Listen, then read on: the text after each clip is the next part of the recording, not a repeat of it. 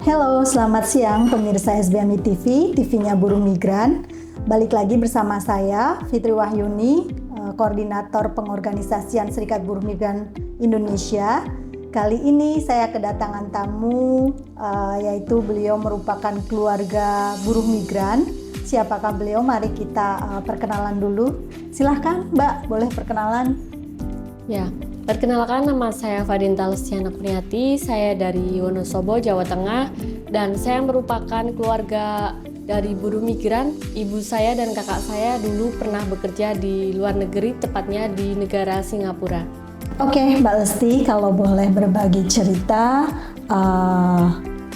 bagaimana awalnya kakak Mbak Lesti itu atau keluarga Mbak Lesti memutuskan untuk bekerja ke luar negeri gitu, seperti apa? Ya, awal mulanya kakak saya bekerja ke luar negeri. Pada saat itu saya masih kecil, tepatnya masih SD, dan saya baru tahu ceritanya sekarang ini karena saya sudah dewasa mungkin ya Kak.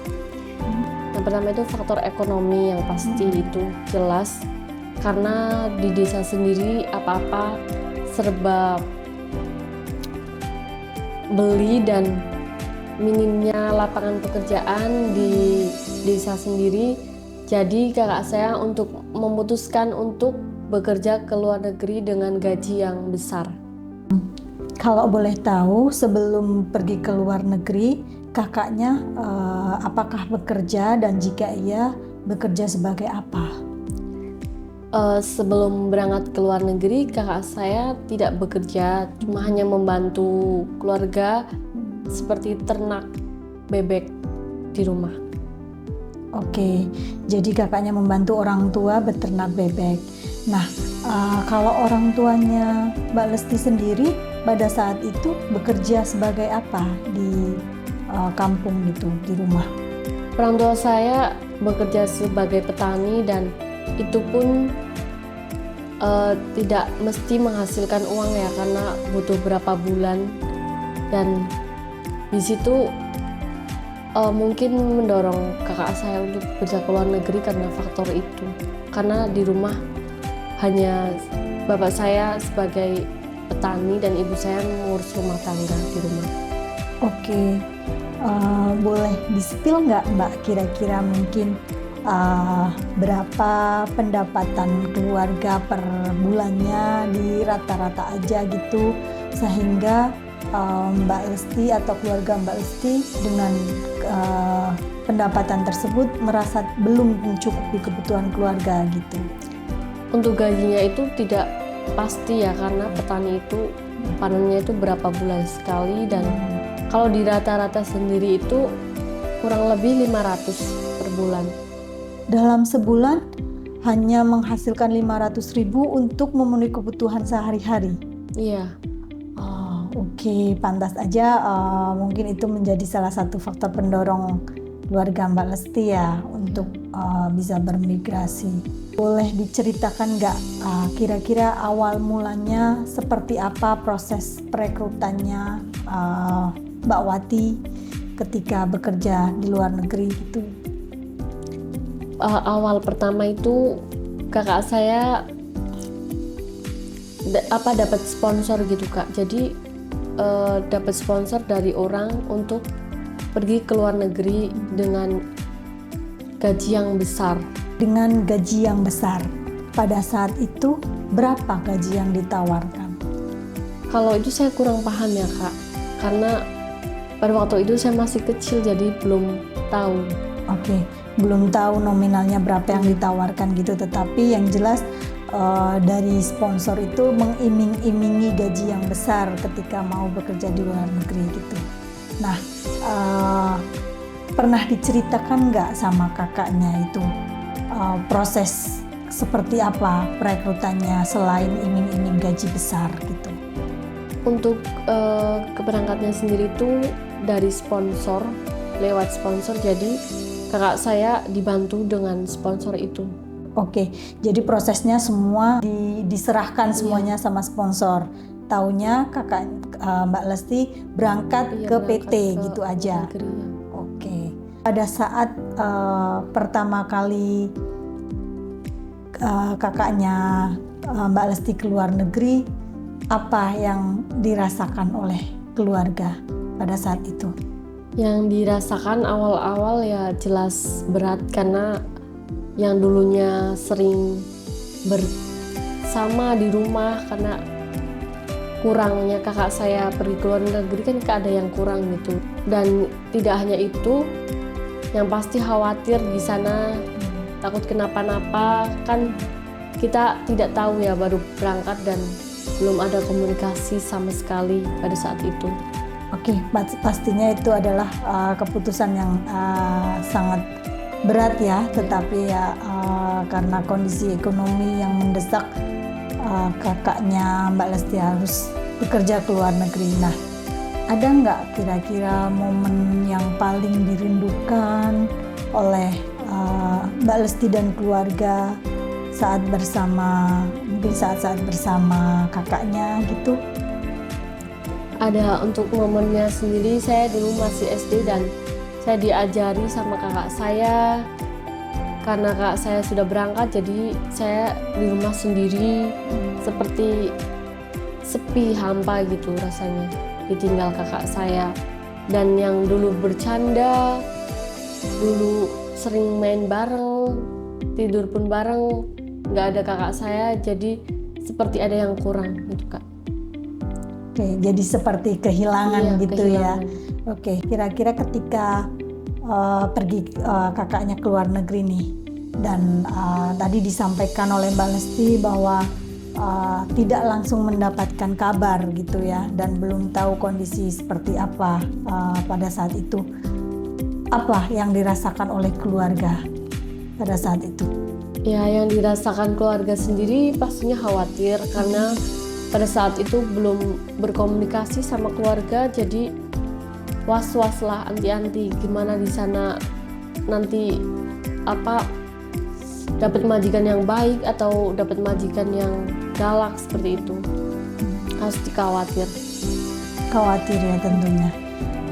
Ada upaya nggak dari keluarga untuk mencoba mencari tahu seperti apa kondisi kakaknya, atau misalkan tanya ke siapa gitu? Ada upaya nggak untuk mencari tahu? Untuk mencari informasi ke kakak saya ke luar negeri itu tidak ada, karena tidak tahu mau mencari ke siapa dan bagaimana gitu, saya tidak tahu. Oke, jadi karena bingung ya, belum tahu mau cari tahu ke mana, tanya ke mana, sehingga justru diam saja menunggu di rumah dari Informasi. kakaknya gitu ya. Tapi tentunya dengan diam saja pasti perasaan khawatir, perasaan takut itu akan semakin besar dan semakin menghantui Mbak Lesti dan keluarga gitu.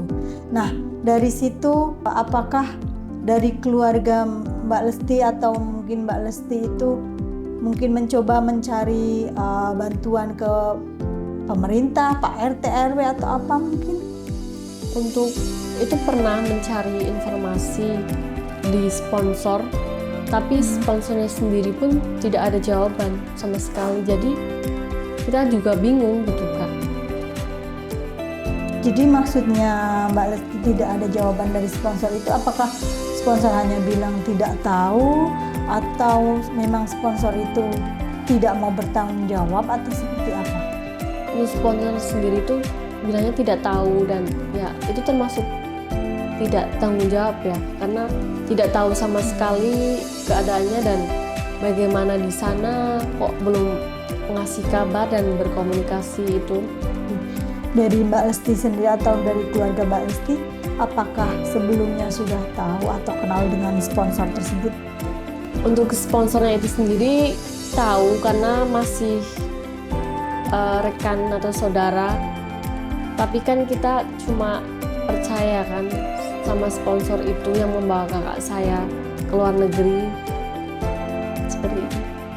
Oke, jadi sponsornya itu sebenarnya adalah saudaranya Mbak Lesti dan keluarga gitu ya. Iya, Jadi masih ada hubungan saudara gitu. Tetapi sponsor tersebut tidak mau bertanggung jawab ketika kakaknya Mbak Lesti keluar negeri dan tidak ada kabar gitu. Iya. Oke. Tadi disampaikan oleh Mbak Lesti bahwa sponsor yang merekrut kakaknya itu adalah keluarga. Nah, apakah ada perbedaan tersendiri karena beliau keluarga atau sponsor tersebut ada keluarga? Mungkin ada perbedaan terkait dokumen-dokumen persyaratan, atau adakah diberi uang fee atau mungkin uang saku dari sponsor itu sendiri karena mungkin merasa masih keluarga, atau seperti apa gitu waktu itu? Untuk itu sendiri saya dengarnya dulu tuh kalau persyaratan tidak dipersulit ya, dipermudah karena mungkin masih saudara juga kan, dan dikasih uang saku 2 juta. Oh, berarti ada uang saku 2 juta. Dan waktu itu oleh sponsor yang ngasih atau PT yang ngasih? Yang ngasih itu dari sponsor. Dari sponsornya yang ngasih. Oke, apa yang disampaikan oleh sponsor pada saat itu? Apakah itu uang saku cuma-cuma, atau sebenarnya itu uang saku yang nantinya juga akan dipotong dari gaji kakaknya Mbak Lesti gitu? Untuk itu dari sponsornya bilangnya itu uang saku untuk nanti jaga-jaga di luar negeri gitu. Oh, oke. Berarti diberikan uang saku untuk jaga-jaga di luar negeri, yang beliau tidak menyampaikan, atau si broker tersebut tidak menyampaikan bahwa itu akan dipotong atau seperti apa gitu ya? Tidak sama sekali. Mungkin di balik semua perjuangan atau proses bekerja ke luar negeri, tentunya keluarga juga ikut merasakan seperti apa perjuangan yang dialami Mbak Wati tentunya ya. Nah, selama Mbak Wati atau kakaknya Mbak Lesti itu bekerja di luar negeri, kayak situasi berat apa yang dialami atau dirasakan oleh keluarga Mbak Lestiana sendiri? Yang pasti sangat khawatir dan was-was lah, karena saya sendiri dan keluarga tidak berkomunikasi selama kurang lebih itu 4-5 bulan tidak ada komunikasi ya. Gimana kita tidak komunikasi berapa jam atau menit pun, bahkan berbulan-bulan aja, itu pasti sangat khawatir bagaimana keadaannya di sana. Oke, saya paham. Berarti dari awal pertama berangkat ke luar negeri, selama 5 bulan itu tidak sama sekali komunikasi. Pas tentunya keluarga khawatir ya. Nah, apakah ada upaya dari keluarga untuk mencari tahu seperti apa kondisinya ketika si kakaknya Mbak Lesti ini belum kasih kabar gitu, belum mengabari ke keluarga gitu? Apakah dari keluarga sendiri ada upaya untuk mencari tahu, mencari kabarnya gitu? Untuk keluarga sendiri ya gimana mau cari tahu, tidak tahu mau cari tahu ke siapa. Oh, berarti keluarga dengan saking bingungnya jadi keluarga pasrah begitu saja gitu. Iya. Nah, setelah 5 bulan ada kabar dari Mbak Wati atau dari kakaknya Mbak Lesti, seperti apa perasaan keluarga pada saat itu? Perasaannya pertama senang dapat kabar pertama kalinya di sana, bercerita lah, intinya banyak cerita dari di luar negeri itu sendiri, keadaannya seperti ini, dan banyak cerita katanya dipotong gajinya dan di sana kesulitan akses berkomunikasi, dan juga dengan paksanya tuh rambutnya itu pernah dipotong sama majikannya. Wow, berarti banyak sekali ya hal yang diceritakan oleh kakaknya Mbak Lesti.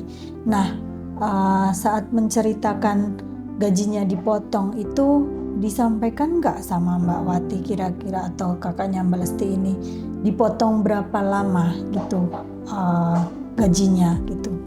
Untuk potongannya sendiri itu kurang lebih 9 bulan. 9 bulan dalam satu kali kontrak 2 tahun ya. Iya. Oke, itu cukup lama juga ya, karena hampir setengah dari kontrak dia bekerja itu dipotong gajinya gitu. Seperti orang bekerja bakti berarti di Singapura. Nah, tadi juga disampaikan sama Mbak Lesti bahwa kakaknya itu pernah dipotong secara paksa rambutnya gitu. Nah, dipotong secara paksa ini boleh diceritakan nggak seperti apa gitu dipotong secara paksanya? Ya tiba-tiba majikan pulang dari kantor itu kakak saya suruh potong rambut, dibawa ke salon gitu dipotong pendek. Itu pun berkali-kali tidak boleh berambut panjang gitu selayaknya wanita. Jadi potong pendek seperti laki-laki. Jadi setiap kali rambutnya kakaknya Mbak Lesti panjang harus segera dipotong gitu, selayaknya pendek seperti rambut laki-laki gitu. Enggak itu, karena gimana ya? Karena itu tuh bukan aturan, cuma tuh dari pihak bosnya itu memotong rambutnya itu pendek, nggak sampai panjang lagi, itu udah dipotong lagi pendek. Kalau boleh tahu itu kayak yang berkali-kali itu dipotong oleh majikan sendiri atau setiap kali potong dibawa ke salon? Kalau itu dipotong ke salon, dibawa. Oke, berarti dipotong ke salon ya, bukan majikannya sendiri yang memotong rambut. Tapi itu kan atas perintah majikan sendiri. Oke, ya paham. Jadi dibawa ke salon, tetapi pada dasarnya majikannya itu tidak mau bahwa rambut kakak Mbak Lesti ini panjang gitu ya, intinya harus pendek gitu ya. Pernah cerita nggak apa sih sebenarnya alasannya majikan kenapa mengharuskan atau mewajibkan pekerjaannya itu berambut pendek gitu? Untuk alasannya sendiri saya tidak tahu ya, karena kak saya hanya bercerita rambutnya dipotong paksa pendek seperti laki-laki. Pada saat itu kakaknya bercerita nggak perasaannya ketika dipotong rambutnya pendek itu seperti apa gitu? Ya perasaannya pasti sedih dan terkena itu kesehatan mentalnya tuh kena, karena harusnya wanita itu kan berambut panjang, ingin cantik dan anggun, tetapi malah dipotong seperti laki-laki. Oke, tentunya sedih ya pastinya yang dirasakan. Nah, selain dipotong pendek rambutnya secara paksa ya, bisa dibilang itu adalah secara paksa, ada hal lain nggak yang diceritakan oleh kakaknya Mbak Lesti kondisi kerjanya saat itu? Mungkin terkait makannya atau mungkin terkait tempat tidurnya, dan tadi disampaikan terkait akses komunikasi kan udah sangat dibatasi sekali ya, karena dalam jangka waktu 5 bulan itu baru bisa berkomunikasi, itu namanya sangat dibatasi. Nah, tapi selain itu apakah ada cerita lain terkait kondisi makan, mungkin pekerjaan, atau mungkin tempat tidurnya gitu? Pernah cerita pas saat telepon itu, kakak saya itu makannya kurang layak dan kurang cukup gitu, dan di sana harus bekerja dengan cepat. Kan kalau di luar negeri pastinya serba cepat, pengen majikannya suruh ini, belum selesai harus ngerjain yang satu lagi, seperti itu. Dan untuk tempat tinggalnya pun katanya hanya ya dibilang kurang lah. Oke, kakaknya untuk tempat tinggalnya hanya menyampaikan kurang begitu. Nah, kalau kondisi kerjanya selain harus cepat itu ada nggak hal-hal yang disampaikan? Misalkan mungkin bekerjanya itu sampai larut malam, jamnya berlebihan, atau bekerja harus tidak hanya satu rumah, misalkan bekerja dengan rumah yang lain, di rumah anaknya atau saudaranya, majikan gitu, pernah nggak disampaikan seperti itu? Pernah, tapi itu kerjanya itu sampai pagi itu sampai malam, dan itu pun tidak dapat apa itu namanya, lembur gitu, gaji lembur gitu, over kerjanya. Berarti kerja jamnya berlebihan tetapi tidak dibayar atau tidak dihitung lembur gitu dari majikannya gitu. Oke, nah berarti kan tadi dari kondisi kerjanya itu tereksploitasi, dari kondisi makannya juga tidak layak, itu disampaikan. Nah, tidak layaknya ini dalam hal makan itu yang seperti apa? Apakah tidak kenyang atau tidak layak dalam arti dikasih makanan seperti apa gitu? Untuk hal makanan itu sendiri kurang lainnya mungkin itu di sana makan tidak sesuai porsi dan tidak satu hari itu tidak 3 kali makan, bisa jadi 2 kali dan makannya hanya seadanya. Oke. Jadi ketika membutuhkan asupan makanan yang seharusnya sesuai porsinya untuk bisa bekerja secara cepat ya, karena pekerjaannya tadi lumayan banyak juga dan bekerja sampai larut malam, tetapi makannya justru tidak cukup gitu ya, kadang hanya makan sehari 2 kali bahkan gitu. Oke, mungkin ini tentunya sangat berat sekali ketika keluarga mendengarkan kabar tersebut ya. Nah, yang ingin saya tanyakan ke Mbak Lesti dan juga mungkin keluarganya pada saat itu, ketika tahu kondisi kerjanya kakaknya Mbak Lesti yang kondisi kerjanya itu tereksploitasi, potongan gajinya yang sangat besar atau dibilang panjang karena sampai 9 bulan, kondisi kerjanya dengan makanan yang kurang, bahkan di sana tempat akomodasi atau tidurnya tidak layak, itu perasaannya seperti apa dan apa yang dilakukan oleh keluarga gitu setelah tahu kondisinya seperti itu, mendapatkan kabar seperti itu? Tentunya perasaannya sedih dan marah karena ternyata realitanya bekerja di luar negeri tidak seenak yang dilihat dan didengar oleh keluarga saya, dan keluarga saya pun mau melapor juga bingung mau melapor ke siapa. Pada saat itu kita belum kenal seperti SBMI gitu, dan lapor sponsor pun tidak tahu, tidak ada jawaban seperti itu. Oke, jadi ketika keluarga sudah berhasil komunikasi, sudah tahu kondisinya, diceritakan nggak tuh kondisi yang dialami kakaknya Mbak Wati sama sponsornya, mungkin supaya sponsornya tahu bahwa beliau itu ketika merekrut orang untuk bekerja ke luar negeri, pada faktanya kondisi kerjanya itu sangat-sangat tidak layak dan mengalami kerja paksa tentunya gitu. Ya, pernah cerita ke sponsornya, tapi sponsornya sendiri itu tidak ada jawaban gitu.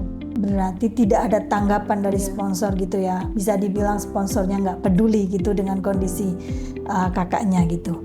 Nah, pernah nggak ketika komunikasi kembali dengan kakaknya yang berada di luar negeri, mungkin menyuruh atau meminta kakaknya pulang aja mungkin, atau bagaimana, itu pernah nggak? Atau mungkin disampaikan oleh kakaknya sendiri ketika di sana, saya pengen pulang, atau bagaimana, itu pernah nggak pada saat itu? Untuk saat itu kakak saya juga pernah ingin pulang, nggak betah di sana karena dengan realitanya seperti itu, kejadian yang benar-benar tidak memanusiakan manusia itu. Tapi gimana, kak saya mau keluar pun terbatas, komunikasi pun terbatas, dan tidak tahu mau lapor ke siapa di Singapura itu. Jadi bingung dan hanya pasrah saja sampai nunggu kontrak selesai. Oke, berarti walaupun kondisinya sangat-sangat menyedihkan pada saat itu, sangat memprihatinkan, tetapi yang bisa dilakukan hanya pasrah karena tidak tahu, ketidaktahuan informasi gitu ya. Nah, oke.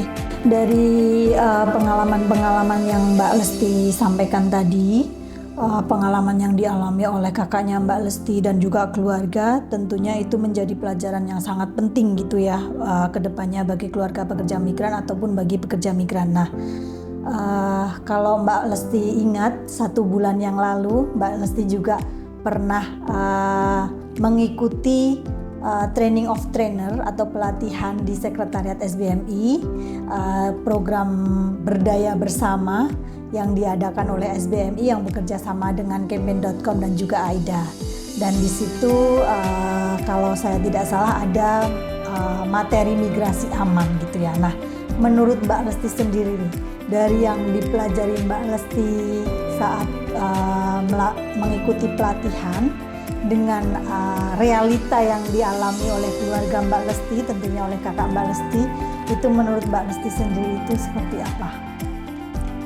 Yang saya pelajari bulan kemarin itu, yang pertama kita harus berangkat secara prosedural atau legal, di mana kita harus mencari PT yang benar-benar resmi dan legal, dan kita harus baca ketentuan kontrak kerjanya itu seperti apa, apakah di situ ada potongan atau kita mendapatkan BPJS kesehatan juga, dan banyak hak-hak yang terpenuhi oleh PMI itu sendiri. Oke, tentunya dari apa yang Mbak Lesti pelajari saat pelatihan dengan realita yang dihadapi kakaknya itu sangat jauh berbeda ya, karena banyak sekali hak-hak yang dilanggar ketika kakak Mbak Lesti itu bekerja ke luar negeri gitu.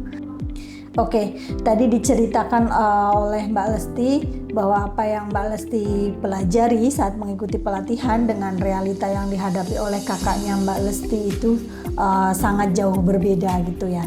Nah, dari pengalaman itu apa yang bisa diambil dari pelajaran atau kesimpulannya Mbak dari situ? Ya, yang saya ambil itu sebelum kita menjadi CPMI, kita harus cari informasi yang lebih mendalam tentang bagaimana menjadi PMI yang aman, dan yang pasti kita mencari PT atau agensi itu yang resmi dan tidak termakan janji-janji manis, teriming-iming gaji yang besar, dan realita dengan status orang lain di luar negeri yang enak-enak kerjanya hanya cuma jalan-jalan. Oke, menurut Mbak Lesti, dukungan seperti apa yang paling dibutuhkan keluarga buruh migran gitu ya, untuk bisa merasa lebih terlindungi lagi gitu? Adanya sosialisasi dari pemerintah desa untuk masyarakat tentunya, karena kalau kita berangkat ke luar negeri pasti tentunya kan harus minta izin itu dari desa dulu. Itu dari desa harusnya ada sosialisasi bagaimana menjadi migrasi aman, dan tentunya sosialisasi yang berkaitan dengan CPMI, dan harus disahkannya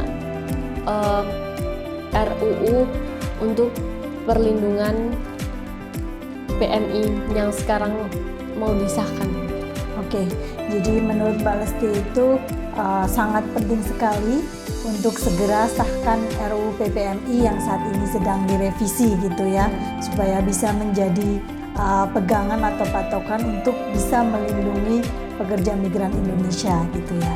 Jadi dari Mbak Lesti tadi disampaikan bahwa disahkannya RUU PPMI yang saat ini sedang direvisi itu menjadi sangat penting ya, karena menjadi patokan untuk buruh migran Indonesia, tentunya untuk perlindungan mereka ketika menjadi PMI gitu ya, atau bekerja ke luar negeri. Nah, dari Mbak Lesti sendiri nih, kira-kira apa pesan dan kesan yang bisa disampaikan untuk masyarakat luas tentunya, ataupun saudara Mbak Lesti dan lain sebagainya terkait migrasi ini gitu? Ya, yang pertama yang harus kita siapkan, kita harus mencari PT yang resmi dan terpercaya, dan kita harus bertanya-tanya juga sama yang dulu pernah bekerja di luar negeri, yang pasti yang keluarga yang dipercaya, dan kita harus menguasai bahasa Inggris maupun bahasa asing, dan kita harus memanage keuangan juga untuk nanti di sana. Dan yang terpenting dimanapun kita bekerja harus tetap menjaga nama baik Mungkin itu yang bisa saya sampaikan karena saya cukup mengetahui informasi itu saja. Oke, terima kasih banyak Mbak Lesti untuk ceritanya, sudah mau berbagi dengan kita semua, dengan masyarakat luas tentunya. Yang pasti perjuangan yang dirasakan oleh pekerja migran pada saat mereka bekerja di luar negeri itu juga dirasakan oleh keluarganya gitu. Jadi tidak hanya PMI-nya saja yang berjuang, keluarganya juga ikut berjuang gitu ya. Oke pemirsa, mungkin sekian dulu ngobrol-ngobrol kita bersama Mbak Lestiana selaku keluarga buruh migran. Kita akan berjumpa di lain kesempatan, kita akan berjumpa di lain waktu tentunya dengan cerita yang baru, dengan narasumber yang baru dan menarik tentunya.